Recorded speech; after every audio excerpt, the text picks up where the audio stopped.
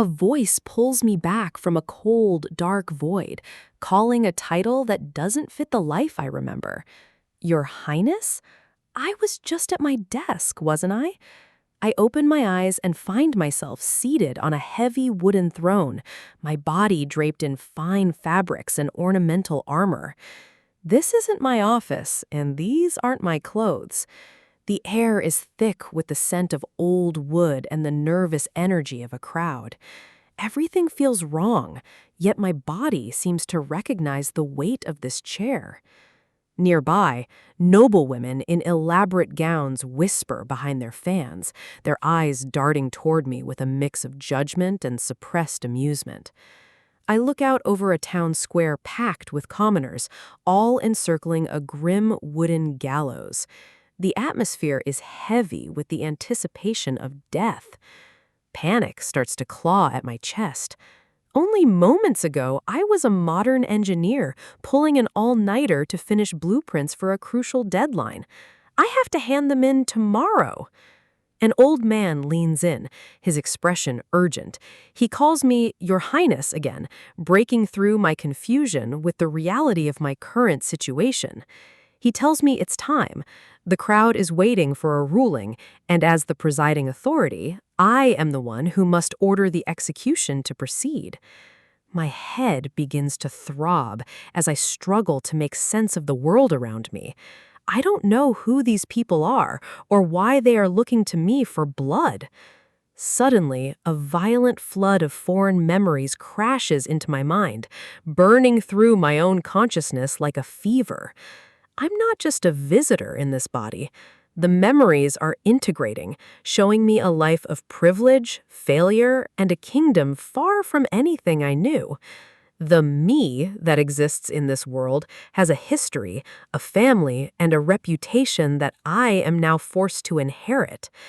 The transition is agonizing, but as the fog clears, the truth of my new identity becomes terrifyingly clear. I am Roland Wimbledon, the fourth prince of the Kingdom of Greycastle, a man who until now was known for nothing but his own insignificance. My father, the king, issued a bizarre decree to determine the next successor to the throne, turning family into rivals. He sent his 5 adult children to different territories across the realm, giving us 5 years to prove our worth as rulers. The one who governs their land best wins the crown. A fair competition on the surface, but the reality was far more cruel. The king's eyes were always watching, and he knew exactly what kind of hand he was dealing to each of us. This isn't a game of strategy where everyone starts with the same resources. My siblings were born with advantages I could never hope to match. The first prince is a martial powerhouse, a man whose physical strength and combat prowess are already legendary throughout the kingdom. The second prince is a master of coin, possessing a wealth so vast he could buy the loyalty of an entire army without blinking. The third princess is a military genius, a woman who commands the seas with a fleet of warships and a heart of iron. And the fifth princess is a child prodigy, her intelligence and thirst for knowledge making her a formidable player in the court's shadow games. Then there's the fourth prince, a hedonist who spent his life indulging in pleasure, ignored by his father and mocked by his peers. I was assigned to this border town, a wretched, filth-ridden place where the only thing that thrives is poverty. It was a place designed for me to fail. It was a death sentence, disguised as a royal duty, and the previous Roland was too distracted by wine to see the trap closing in. The old man prompts me again, his patience wearing thin. The execution cannot wait. I have to step into this role, whether I'm ready or not. I force myself to look at the platform in the center of the square, focusing on the figure standing beneath the rope. This is the first true test of my survival in this strange world, and the choice I make here will define my future. Because in this kingdom, there is no greater crime than what this person is accused of. Today, I am supposed to execute a witch. The air in the square is thick with a primal, suffocating bloodlust. To these people, the girl on the platform isn't human. She's a demonic vessel that must be destroyed to keep their world safe from calamity. I can see the fear in their eyes, but it's the kind of fear that breeds cruelty. They've been taught to hate what they don't understand, and right now, they understand nothing but the rope. It's sickening. These people are trapped in a cycle of ignorance, blaming their every misfortune on a girl who likely has no idea why she's even being targeted. I can't just sit here and watch this play out. If I'm going to survive in this body, I have to start changing the rules of this world right now. I stand up and throw my hand out, my voice cutting through the cheers of the crowd like a blade. "Release that witch," I command, shocking everyone into a deafening silence. The old official beside me looks like he's seen a ghost. In this kingdom, a prince ordering the release of a witch is practically a confession of heresy. The confusion ripples through the square. They were expecting a spectacle of death, not a royal pardon for a minion of the devil. Even the peasants are whispering. They've never seen the third prince act with such sudden, inexplicable authority, especially concerning something as taboo as witchcraft. I realize I might have overplayed my hand too quickly. I need to pivot, to make this look like a whim rather than a revolution of thought. I lean back, adopting a mask of bored indifference. If I play the part of a lazy, eccentric royal, they might just buy my excuse. I tell them I'm simply tired. The trial is boring me, and I'd rather deal with it another day.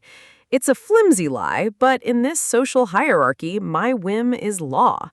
The chief knight, Carter Lannis, isn't convinced.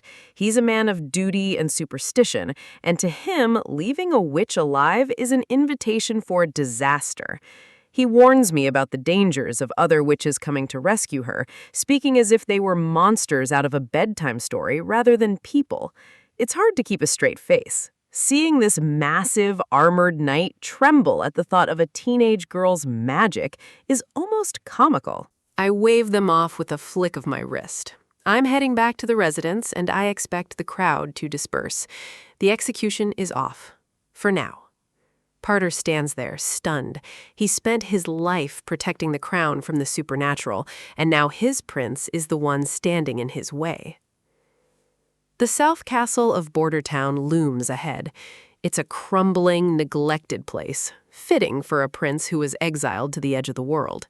I slam the door shut behind me, finally cutting off the noise of the world outside. I need a moment to breathe before my heart gives out. The weight of what I just did hits me. I've just challenged the most fundamental law of the society on my very first day here. My mind is racing. I'm not really Roland Wimbledon. I was an engineer, a man of science and logic, until I worked myself into an early grave back in my own world. I remember the late nights, the endless blueprints, and the moment everything went dark. Now I've woken up in a world where those same skills might be seen as sorcery. But there's no going back. This is my reality now, and if I want to thrive, I have to use everything I know to reshape this medieval nightmare into something better. I've been given a second chance at life. I won't waste it being a pawn in some royal power struggle or a victim of ancient superstitions. From this point on, I am Roland Wimbledon, and my first order of business is to find out exactly what makes this witch so dangerous to the church. The descent into the dungeon is cold and damp. Carter follows close behind, his hand likely white-knuckling the hilt of his sword. He keeps babbling about God's locket of retribution, a device meant to suppress a witch's powers. To him, it's a holy relic. To me, it's just another piece of the puzzle. I can't help but smirk at his terror. If these witches are truly the minions of the devil, they're doing a poor job of defending themselves against a few iron bars. Carter is a chatterbox when he's nervous. He's trying to convince me, or maybe himself, that we're walking into a trap. He looks the part of a stoic hero, but his mouth won't stop moving. It's a fascinating look at how deep the fear of the unknown runs in this world. We reach the end of the corridor. The air is still, and the only sound is the dripping of water somewhere in the darkness of the cell.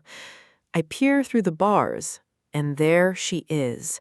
Not a monster, not a demon, but a fragile girl huddled in the corner, waiting for the end. This is the evil that has the whole kingdom in a panic?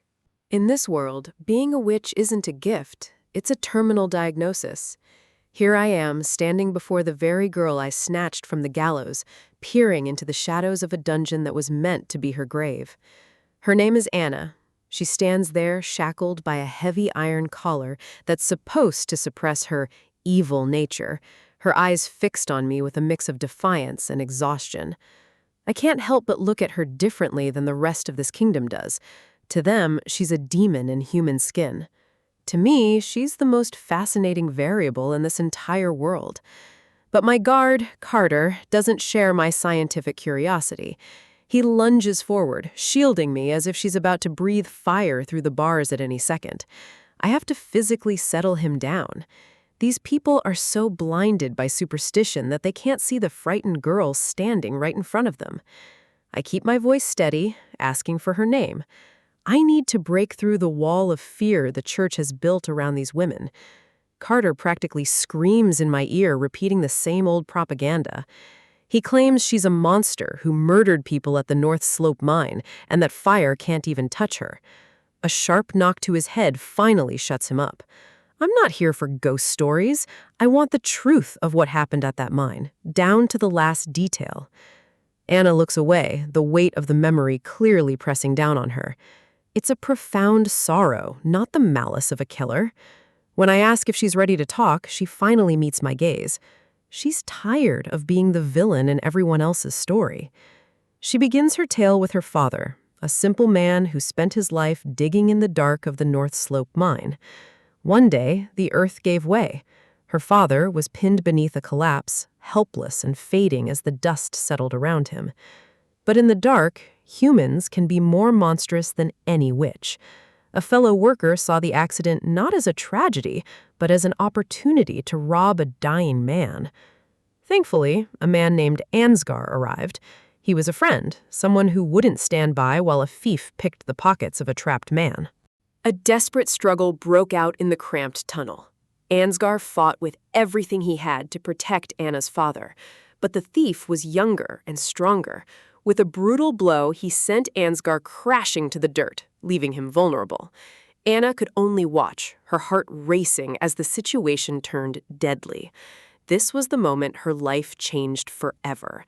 The thief raised his pickaxe, ready to end Ansgar's life just to secure a few measly valuables. He didn't care who he had to kill.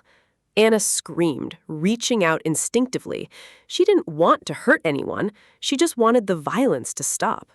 That's when it happened. A surge of energy, hot and uncontrollable, ignited within her.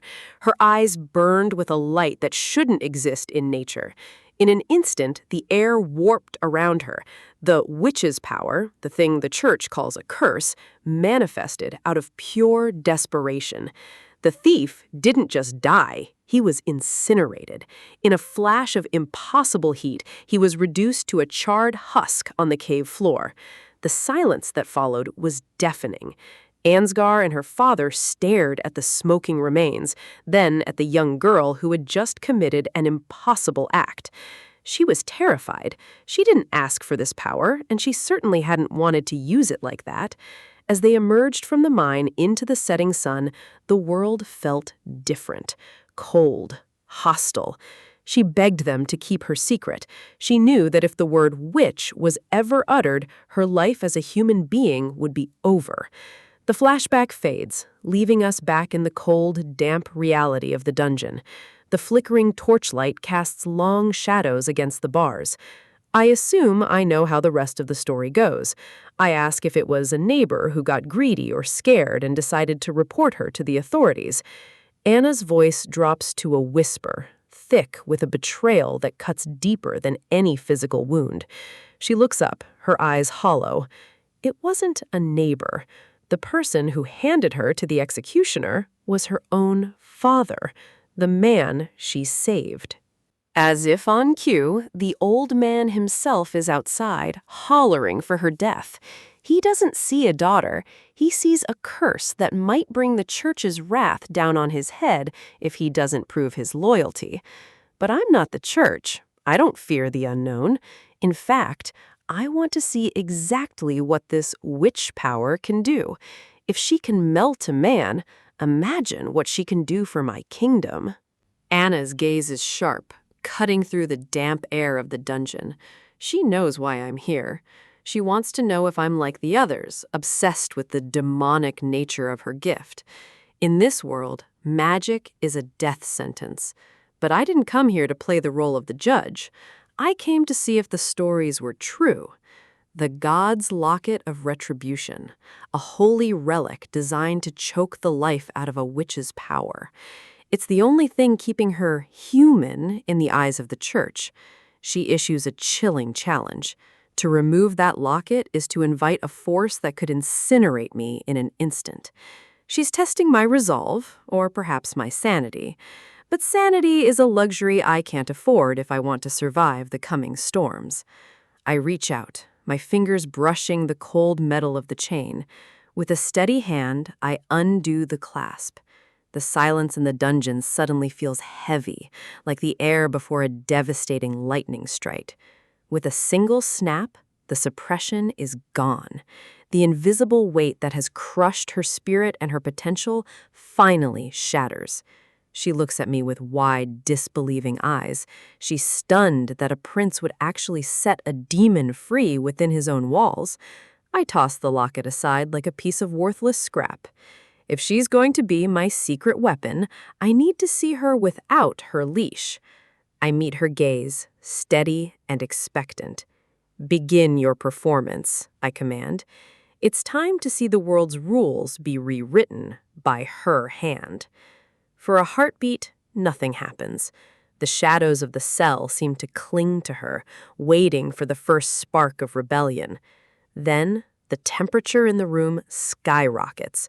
Her eyes ignite with an ancient, terrifying intensity that no prayer could ever extinguish. Flames erupt from thin air, swirling around her like a living cloak. This isn't just a trick, it's pure, unadulterated energy manifest. The heat is blinding. My modern mind is screaming that this shouldn't be possible, yet here I am, witnessing the impossible firsthand. The entire dungeon corridor begins to glow a hellish red.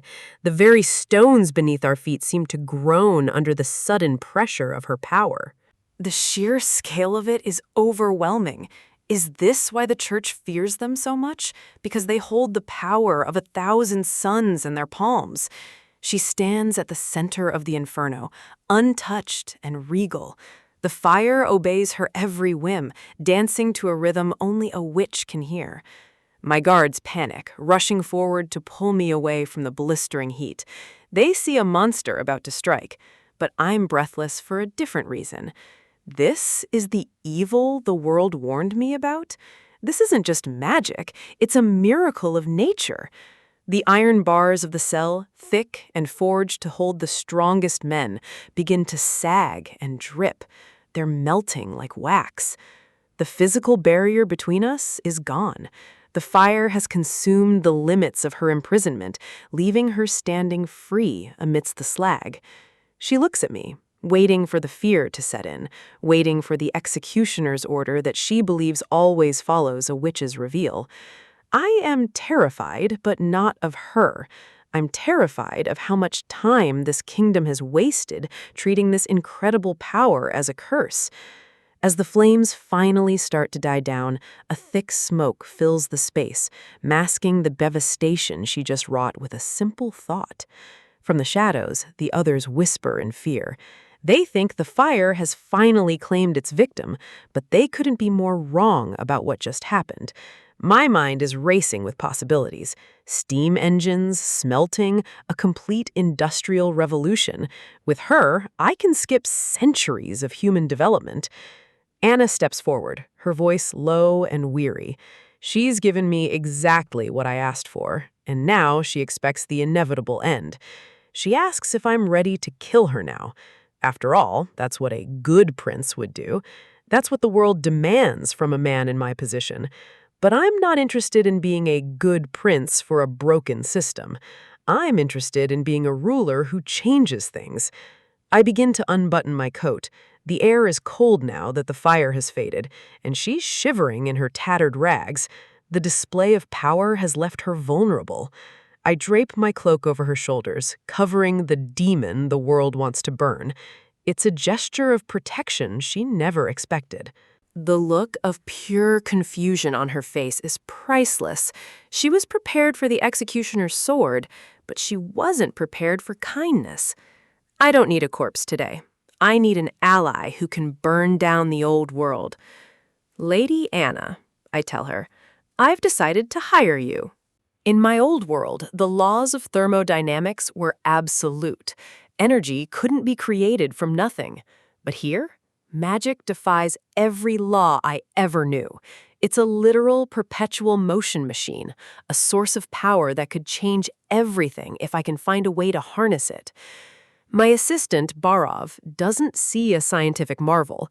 He sees a death sentence. To a man of this world, my proposal isn't just radical, it's pure insanity. He warns me that by protecting her, I'm essentially declaring war on the Holy Church. Here, witches aren't seen as assets. They're a plague to be purged, and the Church's reach is both long and bloody. I ignore his panic. If I'm going to survive the coming power struggle, I need more than prayers. I calmly tell him to bring me an employment contract, a formal one. He's my government affairs assistant, so he should understand the power of a legal binding better than anyone. I'm not just hiding her in a cellar, I'm making her a formal employee of the crown. Even Anna looks stunned. She's spent her life being hunted like an animal, and now, instead of a noose, I'm offering her a salary and a private residence. Back at the castle, the gears of my new administration begin to turn. The public needs to believe the execution went as planned, or we'll have a riot before we even start our first project. The official report is filed. The witch was successfully hanged in the square. It's a necessary lie to buy us the most valuable currency I have right now, time. Barov is still trembling. He thinks I'm inviting a literal calamity into our home. To him, the risk of keeping her is simply too high to ever justify. But I don't see a demon or a ghost when I look at her. I see a person with a unique set of skills that this world is far too ignorant to put to use. He tries to protest again, but the old ways of thinking are exactly what led this town to the brink of ruin. Tradition won't save us from the sharks circling this throne. I decide to put things into perspective for him. I ask him a simple, pointed question. Does he honestly think Border Town is a good place to be?